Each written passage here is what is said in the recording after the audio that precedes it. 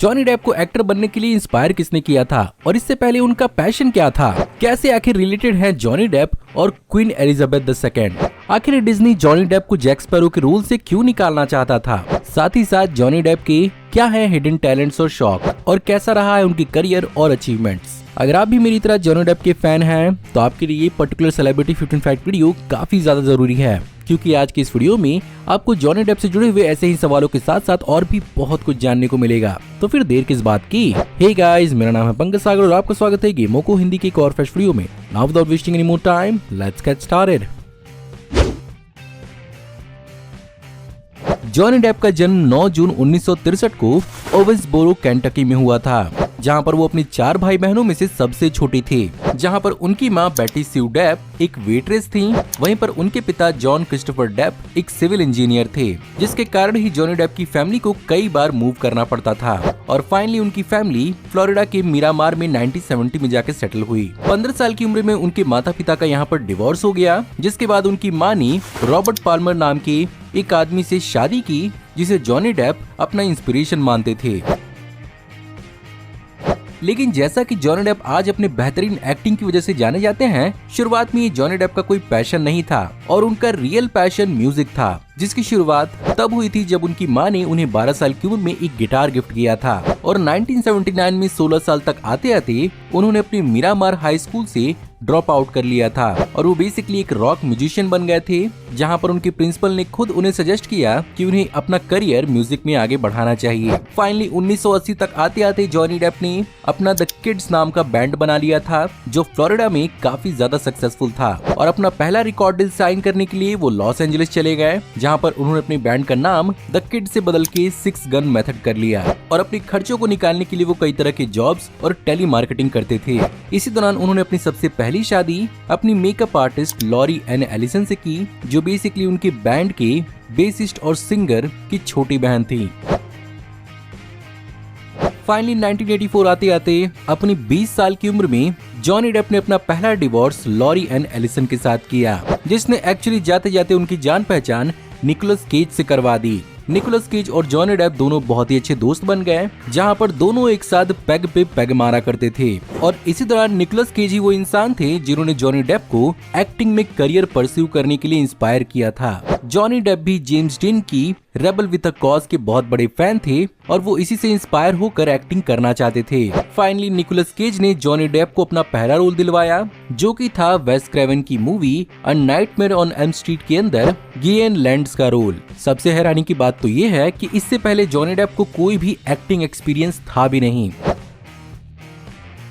Johnny Depp के looks हर किसी को इम्प्रेस करते हैं, लेकिन क्या आपको मालूम है कि उनके लुक्स के पीछे उनके एथनिक हेरिटेज का हाथ है? और आप में से हो सकता है बहुत सारे लोगों को ये बात नहीं मालूम होगी कि जॉनी डेप पार्ट ब्लैक भी हैं, जहां पर सबसे पहले जॉनी डेप के एंसेस्ट्री की शुरुआत इंग्लिश डेसेंट से होती है, जिसके साथ साथ उनकी ब्लड लाइन में फ्रेंच, जर्मन और आयरिश एथनिसिटी भी है। साथ ही साथ उनकी अफ्रीकन अमेरिकन एंसेस्ट्री भी है और एलिजाबेथ की ग्रिनस्टेड, जिन्होंने 1956 में अपनी फ्रीडम के लिए northern American colony of Virginia को केस करके जीता था, वो उनकी पूर्वज थीं और वो उनकी 8वीं ग्रेट ग्रैंड मदर थीं। वहीं पर उनका सर नेम डेप उनके फ्रेंच एंसेस्टर पियर दिपे से लिया गया है, जो अमेरिका के वर्जीनिया में 1700 के जमाने में आके सेटल हुए थे। इसके साथ साथ जॉनी डेप ये बात भी क्लेम करते हैं कि उनकी one of the great grandmothers actually Native American तरह से परी बड़ी थीं और वो बेसिकली चेरोकी या क्रीक इंडियन अमेरिकन ट्राइब्स में से एक थीं, जो कि of course Native American communities को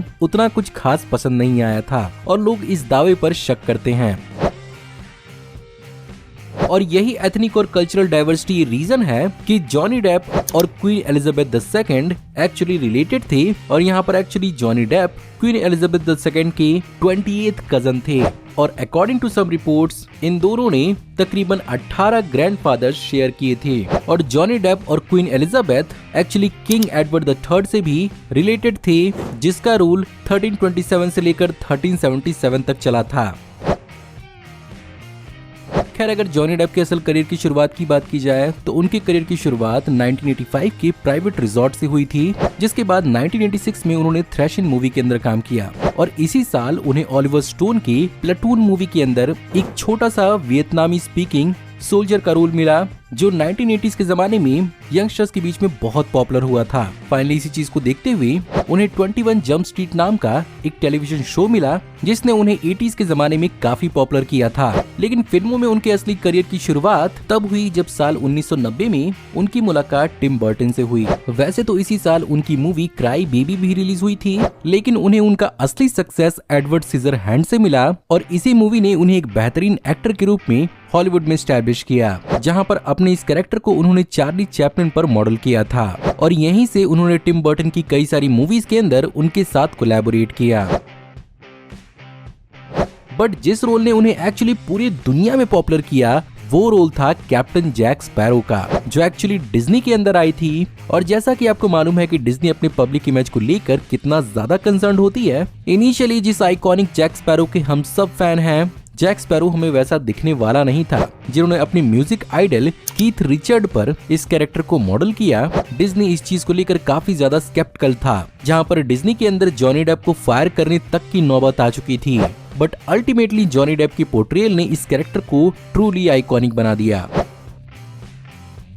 खैर, जैक स्पैरो से एक और बात याद आई कि जॉनी डेप अपने इस आइकॉनिक कैरेक्टर को कई बार ऑफ कैमरा भी यूज करते हैं और वो कई बार चैरिटेबल ट्रस्ट और फैंस के लिए जैक स्पैरो के रूप में देखने को मिलते हैं। लेकिन ऐसा करने की शुरुआत हुई कब? इसकी शुरुआत तब हुई थी जब साल 2007 में उनकी डॉटर इकोलाई नाम के इन्फेक्शन से जूझ रही थी और उनकी किडनीज पूरी तरह से शट डाउन हो चुकी थी। थैंक्स टू लंदन के ग्रेट ऑरमोंड स्ट्रीट चिल्ड्रंस हॉस्पिटल उनके बेटी की जान बच गई और इसी का शुक्रिया अदा करते हुए उन्होंने इस हॉस्पिटल के बच्चों के लिए कैप्टन जैक स्पैरो बनकर 4 घंटे तक उन्हें एंटरटेन किया और अगले साल उन्होंने तकरीबन 1 मिलियन यूरोज इस हॉस्पिटल को दान दिए और तभी से वो बच्चों से जुड़े हुए कई सारे केयर फंड में दान दिया करते हैं और जब मौका मिलता है तब वो अपनी कैरेक्टर्स के रूप में लोगों को एंटरटेन करते हैं।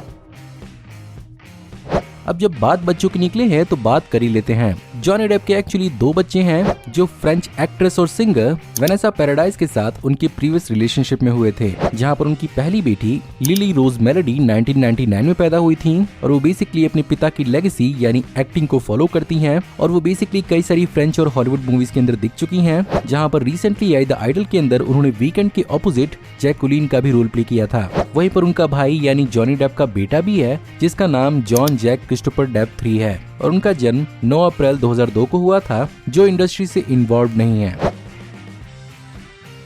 अब म्यूजिक, एक्टिंग और फिलांथ्रफी के अलावा जॉनी डेप के करीबी उन्हें किसी और चीज के लिए भी जानते हैं और वो है कलेक्टिंग वियर्ड स्टफ, जिसके कारण उनकी कलेक्शन में limited edition Barbies, rare books, movie memorabilia और एनिमल स्केलेटन्स भी हैं, जो उनके मिस्टीरियस पर्सनैलिटी को और भी ज्यादा इनहैंस करती है। इसके अलावा क्या आपको मालूम है कि जॉनी डेप बेहतरीन एक्टर, म्यूजिशियन, फिलांथ्रोपिस्ट और कलेक्टर के साथ साथ एक बेहतरीन आर्टिस्ट भी हैं और उनका अपना एक स्पेसिफिक पेंटिंग स्टाइल है जिससे उन्होंने खुद के पोर्ट्रेट के साथ साथ दूसरे एक्टर्स, सेलिब्रिटीज और अपने आइडल्स को कई बार ट्रिब्यूट दिया है। और साल 2022 में उन्होंने सडनली अपनी कुछ आर्ट वर्क को ऑनलाइन ऑक्शन करना शुरू किया और कुछ ही घंटे के अंदर अंदर जॉनी डेप को अपनी आर्ट से तकरीबन $3.6 मिलियन का मुनाफा हुआ, जिसमें उनके काम के 750 प्रिंट्स को बेचा गया था, जो उनके friends and heroes art series का पार्ट थी। इसके अलावा क्या आपको मालूम है कि जॉनी डेप की अपनी खुद की प्रोडक्शन कंपनी भी है जिसका नाम इन्फिनिटल नीम है और इस प्रोडक्शन कंपनीज के अंदर अब तक तकरीबन 8 मूवीज बन चुकी हैं, जिनमें शामिल है मार्टिन स्कॉर्सेसे की ह्यूगो, ब्रूस रॉबिन्सन की द रम डायरी और टिम बर्टन की द डार्क शैडोज। इसके अलावा क्या आपको मालूम है कि जॉनी डेप एक्चुअली एक मल्टीलिंगुअल है और वो एक्चुअली स्पेनिश, इंग्लिश और फ्रेंच बहुत ही आराम से बोल सकते हैं, जिसकी वजह से ही उन्होंने रेंज ऑफ कैरेक्टर्स को अपनी फिल्मोग्राफी में प्ले किया है।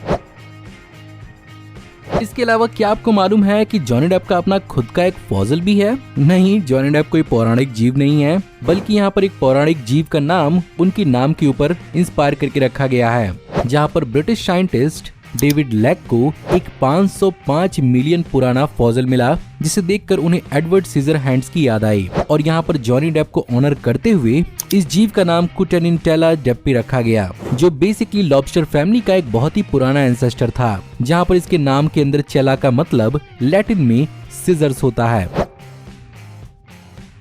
बात करें अगर जॉनी डेप के अवार्ड, नॉमिनेशन और अचीवमेंट्स की, तो यहाँ पर जॉनी डेप को 2004 में फाइंडिंग नेवरलैंड के लिए एकेडमी अवार्ड का नॉमिनेशन मिला था, जिसमें उन्होंने जेएम बैरी को पोर्ट्रे किया था। साथ ही साथ उन्हें इसी रोल के लिए golden globe award for best actor motion picture drama भी मिला था। साथ ही साथ एमटीवी मूवी अवार्ड्स के अंदर उन्हें कई बार नॉमिनेशन मिल चुकी है, जिसमें Pirates of the Caribbean, the Curse of Black Pearl के लिए उन्हें बेस्ट फाइट का अवार्ड मिला था और मोस्ट डिजायरेबल और बेस्ट कॉमेडिक परफॉर्मेंस का रोल उन्हें Charlie and the chocolate factory के लिए मिला था। इसके अलावा एज अ प्रोड्यूसर उन्होंने 3 बार कंसेक्यूटिव 2001 से लेकर 2003 तक 3 Emmy awards as a producer जीते अपने टेलीविजन शो डार्क शैडोज के लिए। साथ ही साथ अगर बात करें जॉनी डेप के नेटवर्थ की, तो उनकी सारी कमाई को मिलाकर तकरीबन $200 मिलियन के आसपास होता है। एंड ऑफ कोर्स यहाँ पर उनकी नेटवर्थ पर काफी ज्यादा बुरा असर देखने को मिला था एम्बर हर्ड और उनकी बिहाइंड द सीन कंट्रोवर्सीज की वजह से।